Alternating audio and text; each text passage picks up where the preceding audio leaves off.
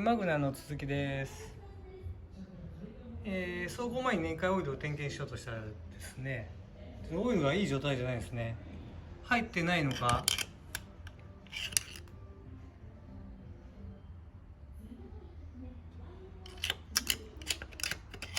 もうゲージにもつかないし、